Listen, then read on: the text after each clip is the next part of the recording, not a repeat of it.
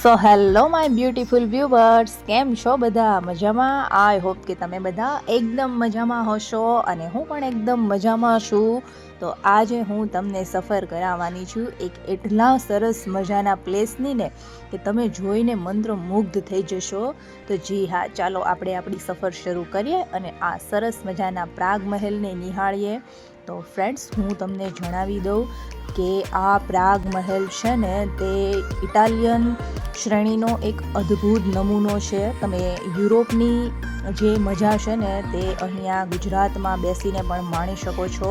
યુરોપના જે મહેલો હોય છે ત્યાંનું કલ્ચર છે તે દર્શાવતો આ પ્રાગ મહેલ અદ્ભુત શ્રેણીનું એક ભુજનું એક અદ્ભુત દ્રશ્ય દર્શાવે છે. અને અહીંયાના લાલ પથ્થરો, કોતરણી જે તમારી સાથે વાતો કરી રહ્યા હોય, તમને કશું કહી રહ્યા હોય તેવું તમને ફીલ થાય છે. અને અહીંયાના એક નમૂનાઓ અને અંદરની કલાકૃતિઓ તમને મંત્રમુગ્ધ કરી દેશે.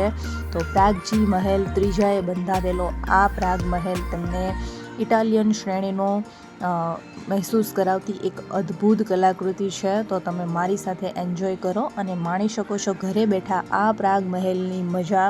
તો અહીંયા છે ને લાલ પથ્થરોથી બનેલો આ મહેલ છે ને તેની ઝીણી ઝીણી કોતરણી જાણે કે તમને કંઈક કહી રહી હોય, તમારી સાથે કંઈક વાતો કરી રહી હોય તેવું મહેસૂસ કરાવે છે. અહીંયા જ્યારે ભૂકંપ થયો હતો ને ત્યારે બધું જ આખું કચ્છ જાણે કે નષ્ટ થઈ ગયું હતું. ત્યારે આ ફક્ત એક એવી કલાકૃતિ હતી, આ પ્રાગ મહેલ જે અડીખમ ઊભો રહ્યો હતો. અહીંયાનો 45 ફૂટ ઊંચો એક ક્લોક ટાવર છે જે તમને તમારું આમ હૃદય દ્રવી ઉઠશે. તમે જોશો ને એટલે તમારા હૃદયમાં ઘડિયાળના કાંટાની જેમ કંપન શરૂ થઈ જાય છે. એટલું અદ્ભુત છે.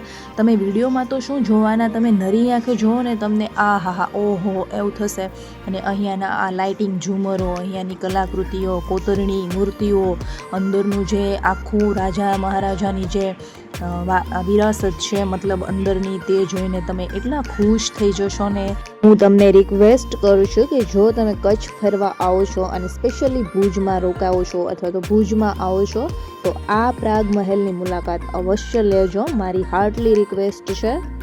તમને ગર્વ થશે કે ભગવાનની દયાથી, માતાજીની કૃપાથી હું ગુજરાતી છું અને ગુજરાતમાં મારો જન્મ થયો છે અને આ વસ્તુઓ મારા ગુજરાતીની છે. તમને એવું સરસ મજાનું ફીલ થશે.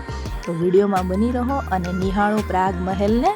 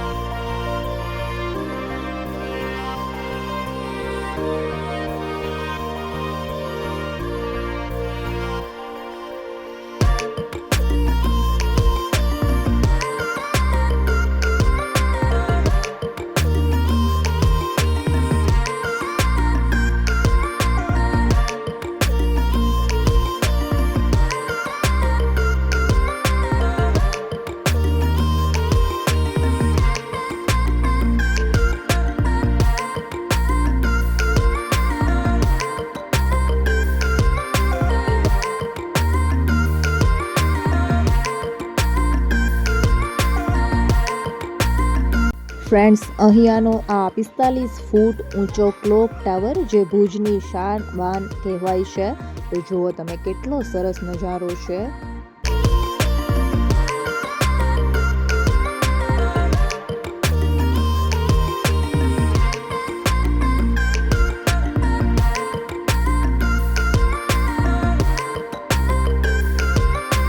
જો વિડીયો સારો લાગ્યો હોય, ઇન્ફોર્મેટિવ લાગ્યો હોય અને કલાકૃતિઓ જોવાની મજા આવી હોય ને, તો મારી ચેનલને લાઇક કરી દેજો, સબસ્ક્રાઈબ કરી દેજો, વિડીયોને લાઇક કરી દેજો અને ફ્રેન્ડ્સ અને ફેમિલીમાં શેર પણ કરી દેજો.